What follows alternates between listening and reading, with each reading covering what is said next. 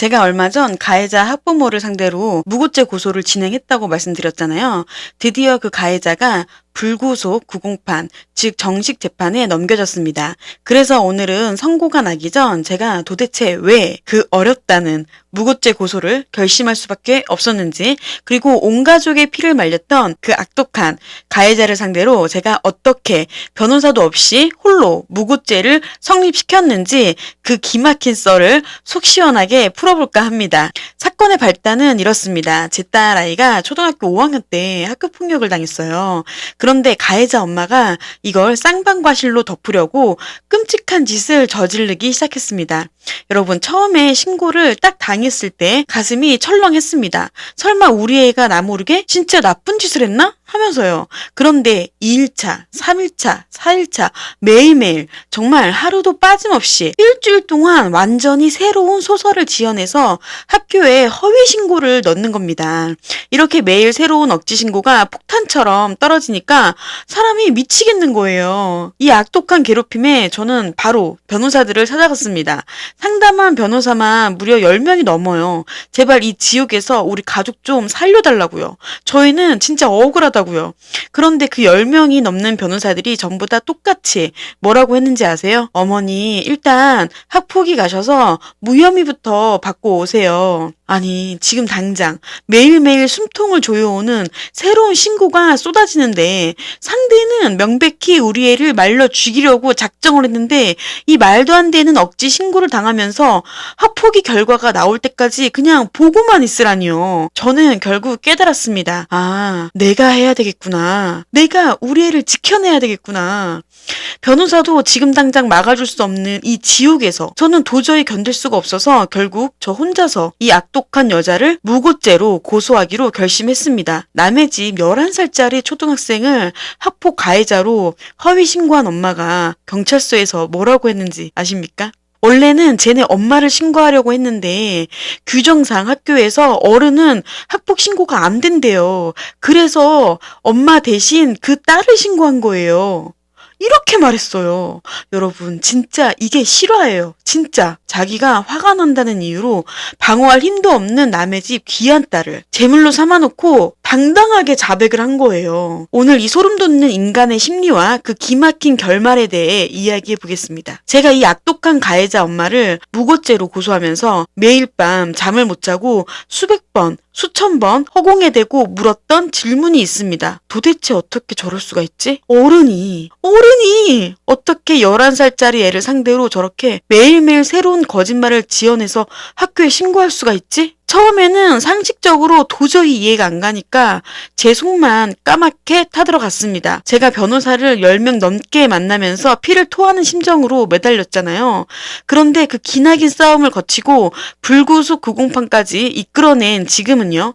제 생각이 완전히 바뀌었습니다. 어떻게 그럴 수가 있지? 라는 질문에 대한 답을 드디어 찾았거든요. 보통의 정상적인 어른이라면요. 남의 집 아이를 건드리는 순간 본능적으로 브레이크가 걸립니다. 내가 이 억지 신고를 하면서 저 어린아이가 얼마나 큰 상처를 받을까? 제 인생이 망가지지 않을까? 하면서 주저하게 돼요. 그런데 가해자 엄마는 우리 아이를 보호받아야 할 미성년자나 한 명의 인격체로 본 게 아닙니다. 그 여자 눈에는 그저 눈에 가시 같은 저에게 가장 큰 고통을 주기 위해 찌르기 제일 좋은 약점이자 도구에 불과했던 거예요. 상대방이 얼마나 고통스러울지, 아이의 마음이 어떨지 공감하는 능력이 완전히 결여된 그야말로 소시오패스적 성향인 거죠. 제가 맨 처음에 무고죄로 고소한 건 이 엄마만이 아니었어요. 그 엄마의 딸까지 둘을 같이 고소했어요. 그런데 수사관님이 엄마는 고소할 수가 없다는 거예요. 왜요? 이건 거짓말인데, 명백히 거짓말인데 엄마가 이 거짓말을 모를 리가 없는데요? 라고 말씀드렸더니 엄마는 딸의 말을 믿고 신고한 것 뿐이다 라고 하면 엄마는 무고죄가 안 된대요. 허위로 거짓말을 한 게 아니니까. 그래서 수사관님이 엄마는 고소할 수가 없습니다 해서 고소장을 빼고 딸만 고소했어요. 근데 수사관님이 다시 연락이 온 거예요. 조사했더니 엄마가 뭐라고 말하냐면 저를 신고하고 싶었는데 초등학교예요, 여러분. 초등학교. 저를 신고하고 싶었는데 어른은 초등학교에 신고가 안 된다고 해서 딸을 신고했어요. 라고 말했대요. 그래서 저한테 다시 전화를 했어요. 어머니, 그쪽 어머니를 고소하셔야 되겠습니다. 와, 이게 진짜라니까요. 진짜. 그런데 여러분, 정말 소름 돋는 건 여기서 끝이 아닙니다. 이 소시오패스적인 성향, 남의 고통에 전혀 공감하지 못하는 이 끔찍한 특징은요, 안타깝게도 그 딸들에게도 그대로 대물림되어 있었습니다. 제 딸을 괴롭힌 가해자, 그 가해자 엄마의 딸들이요.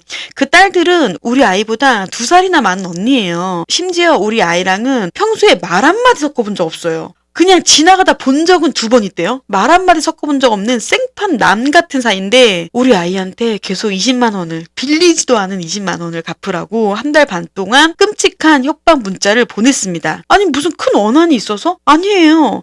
전혀. 말 한마디 섞어본 적 없어요. 그냥 돈 뺏으려고 겁을 주려고 그런 거였어요. 우리 아이가 빌리지도 않은 돈 20만 원을 당장 갚으라고요. 말도 안 되는 억지를 부리고 숨통을 조이면서 자신의 친동생과 함께 1달 반을 집요하게 괴롭혔어요. 그런데 제 아이가 도통 겁을 먹지 않으니까 자기 중학생 친구들 8명을 끌고 온 거예요. 겁을 주려고. 여러분, 이 아이들이 허위사실 명예훼손, 그러니까 20만 원을 빌리지 않았는데 빌렸다고 한 거, 그리고 협박, 특수협박 이렇게 보호처분을 받았는데 그 문자가 있으니까 그래서 보호처분을 받은 거예요. 그러니까 이 엄마는 아는 거예요. 이 문자를 보낸 거를.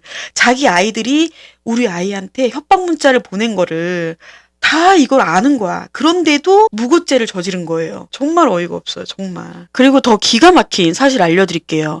우리 아이를 협박하던 바로 그 시기에 이미 다른 갈취 사건으로 경찰 조사를 받고 있는 중이었습니다. 여러분, 상식이 있는 평범한 아이라면 경찰서 불려가서 조사 한 번만 받아도 덜덜 떨면서 아, 내가 진짜 큰일 날 짓을 했구나.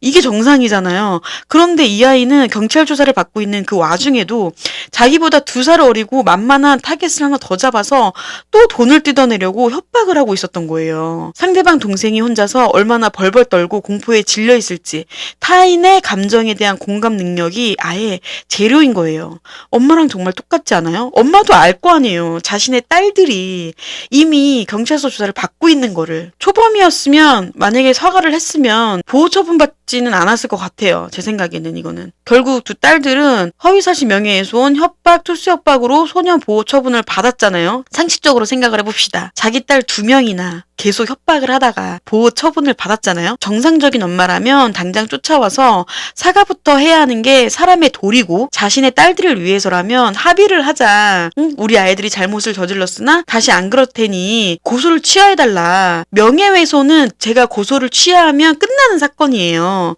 그런데 사과는커녕 오히려 자기 딸의 범죄 처분을 덮고 물타기를 하려고 그리고 복수를 하려고 피해자인 우리 아이를 쌍방 가해자로 만들고 저를 괴롭히겠다는 생각으로 저를 신고까지 한 거예요. 초등학교에다가 어른인 저를 학교에 신고를 한 거예요. 저는 정말 이해가 안 가요. 이게 바로 제가 그들을 용서할 수 없는 끝까지 싸워야만 했던 진짜 이유예요. 타인을 그저 도구로밖에 보지 않고 자신들의 잘못은 전혀 반성하지 않는 이 무서운 모녀들에게 저는 법이 무엇인지 똑똑히 보여줘야만 했어요. 여러분, 무고죄는 입증하기가 진짜 힘들어요. 상대방이 작정하고 나는 진짜 우리 애가 괴롭힘 당한 줄 알았어요 라고 우기면 정말 답이 없어요.